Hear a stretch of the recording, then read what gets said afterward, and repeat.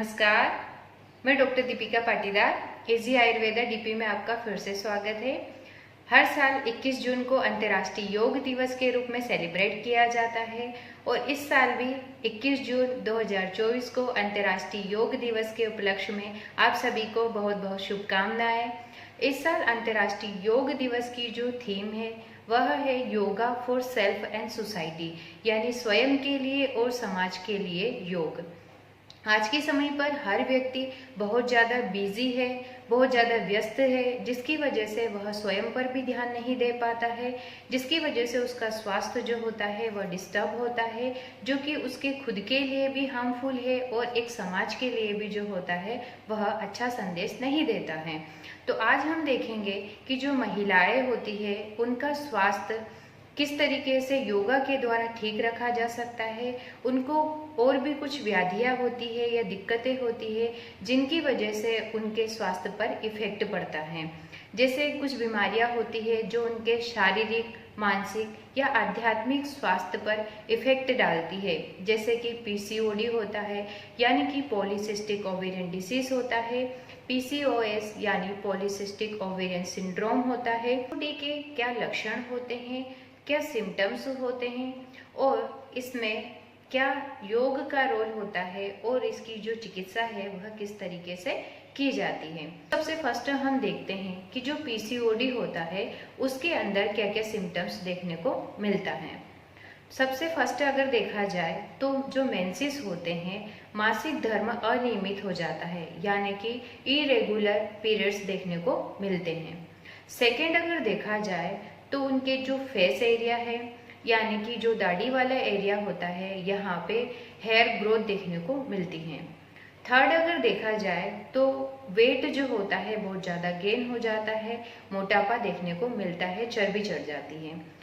Fourth अगर देखा जाए तो जब अल्ट्रासाउंड की जाती है तब उनको पॉलीसिस्टिक ओवरी देखने को मिलती है, यानी कि जो ओवरी होता है उसका साइज बढ़ जाता है और वहाँ पर मल्टीपल सिस्ट देखने को मिलता है।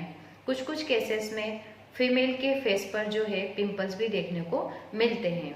और पीसीओडी की जो महिला होती है उसमें इनफर्टिलिटी भी देखने को आमतौर पर मिलती है। यह जो सिम्टम्स बताए हैं जरूरी नहीं है कि एक पेशेंट में यह सभी सिम्टम्स देखने को मिले, इसमें से कुछ सिम्टम्स भी देखने को मिल सकते हैं। हम देखते हैं पीसीओडी के उत्पन्न होने के लिए कौन से कारण रिस्पॉन्सिबल होते हैं जिसकी वजह से यह समस्या आमतौर पर आज ज़्यादा देखने को मिलती है। जो पीसीओडी होता है उसको एक लाइफस्टाइल डिसऑर्डर माना जाता है, या इन्वायरमेंट फैक्टर भी रिस्पॉन्सिबल हो सकते हैं इसके लिए, या जेनेटिक फैक्टर भी रिस्पॉन्सिबल हो सकते हैं। जेनेटिक फैक्टर यानी कि अगर आपकी मदर को यह दिक्कत है या आपकी सिस्टर को यह दिक्कत हो तो फ्यूचर में आपको भी पीसीओडी होने के चांसेस होते हैं। इसी तरीके से अगर देखा जाए तो जो हमारी लाइफ स्टाइल है यानी कि जो हमारी शारीरिक एक्टिविटी है वह बहुत ज़्यादा कम हो गई है। फीमेल जो है फिजिकल एक्टिविटी ज़्यादा नहीं करती है और जो मानसिक तनाव है यानी कि स्ट्रेस है उनका बहुत ज़्यादा होता है, जिसकी वजह से जो हार्मोन होते हैं वह इरेगुलर हो जाते हैं, यानी कि हार्मोन जो होते हैं उनका इम्बैलेंस हो जाता है। और जो पीरियड्स आते हैं उसके लिए हार्मोन ही रिस्पॉन्सिबल होते हैं।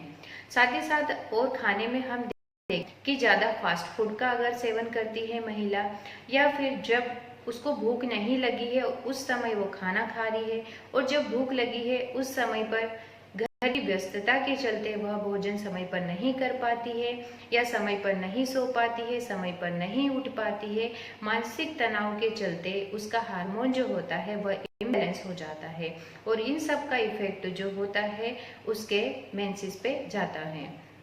तो यही सब कारण जो होते हैं इसके लिए रिस्पॉन्सिबल होते हैं। आमतौर पर अगर देखा जाए तो जो महिला होती है उसका जो रेगुलर पीरियड्स आता है वो 28 दिन में आता है, कभी कभी 23 दिन में भी आ सकता है या 35 दिन में भी आ सकता है। तो यह जो साइकिल होती है यह नॉर्मल होती है। परंतु जो महिला पीसीओडी की होती है, पीसीओडी की पेशेंट होती है, उनके साथ क्या होता है कि उनका जो एग होता है यानी कि जो अंडा होता है वो प्रॉपर तरीके से अपने साइज में बढ़ नहीं पाता है, यानी कि मैच्योर नहीं हो पाता है। और वह ओवरी से रिलीज भी नहीं हो पाता, यानी ओवरी से बाहर नहीं निकल पाता है, जिसकी वजह से उनके मेंसेस जो होते हैं वो रेगुलरली नहीं आ पाते हैं। और इन सब का इफेक्ट जो होता है उसके शरीर के ऊपर भी जाता है, यानी कि उसका वेट जो होता है वो बहुत ज़्यादा बढ़ना स्टार्ट हो जाता है। तो यह सब समस्या जो होती है पीसीओडी में देखने को मिलती है। तो अब हम इनको उपाय क्या कर सकते हैं? सबसे फर्स्ट तो हमें क्या करना है, जो हमने कारण बताए हैं, यानी कि जो आप खाने में जो आपकी डाइट है उसको आपको चेंज करना पड़ेगा। आपको खाने में आप क्या खा सकते हो, आपको फाइबर रिच फूड का सेवन करना है, यानी कि सलाद को आपको ज़्यादा से ज़्यादा मात्रा में सेवन करना चाहिए। सेकेंड, आपको फ्रूट्स यानी कि आप जो फल है उसको ले सकते हैं, उसका उपयोग आपके लिए अच्छा है। थर्ड, आप क्या कर सकते हैं, आपको प्रोटीन रिच डाइट का सेवन करना चाहिए। जितनी भी दालें होती है उनमें प्रोटीन की मात्रा जो होती है बहुत अच्छी होती है, इसलिए आपको सभी दालों का सेवन करना चाहिए। स्प्राउट्स बना के भी आप उनका सेवन कर सकते हैं। अब आपको क्या नहीं लेना चाहिए, तो जो मैदा है उसको आपको बिल्कुल भी नहीं लेना चाहिए, या जो मैदा से बनी हुई जो भी प्रोडक्ट होते हैं, यानी कि अगर आप समोसा ले रहे हैं या कचौड़ी ले रहे हैं तो इन सबको भी आपको छोड़ना पड़ेगा। सेकेंड, जो मिल्क प्रोडक्ट होते हैं, डेयरी प्रोडक्ट होते हैं, उनका भी आपको सेवन नहीं करना चाहिए, या अगर ले भी रहे हैं तो उनको बहुत कम मात्रा में लेना चाहिए। हम देखते हैं योगा का किस तरीके से इफेक्ट होता है पीसीओडी के केस में। तो जो पीसीओडी होता है उसका कारण जो होता है शारीरिक और मानसिक दोनों कारण होता है, यानी कि अगर आपको मेंटल स्ट्रेस है तो वह भी जो होता है आपके हार्मोन के रिलीज करने में बहुत बड़ा रोल प्ले करता है। तो आप जब योग करते हो तो आपका जो मानसिक तनाव होता है वह कम होता है और मन भी जो होता है शांत होता है, तो वह आपके हार्मोन को बैलेंस में लाने के लिए बहुत ही जरूरी होता है। तो आप कौन कौन से योगा कर सकते हैं, तो आपको भ्रामरी प्राणायाम करना चाहिए। जो भ्रामरी प्राणायाम होता है उसके करने से आपका जो मन है वह बहुत शांत होता है, मन जो तनाव हो रहा था उससे मुक्त होता है, और जो हार्मोन आपके इम्बैलेंस हुए हैं वो हार्मोन भी बैलेंस में आना स्टार्ट हो जाता है। तो आप इस प्राणायाम को कर सकते हैं। सेकेंड, आपको अनुलोम विलोम करना चाहिए। जो अनुलोम विलोम किया जाता है उसका भी इफेक्ट जो होता है हमारे ब्रेन पे बहुत अच्छा जाता है, क्योंकि जो अनुलोम विलोम होता है वह हमारे ब्रेन को ब्लड सप्लाई और ऑक्सीजन सप्लाई बहुत अच्छे से करता है, जिससे हमारे जो ब्रेन टिश्यूज होते हैं, जो ऑर्गन होते हैं, वह बहुत अच्छे से जो होते हैं काम करते हैं। तो इसलिए आपको अनुलोम विलोम करना चाहिए, जिससे आपको मानसिक तनाव भी मुक्त होगा और आपके मन को शांति भी मिलेगी।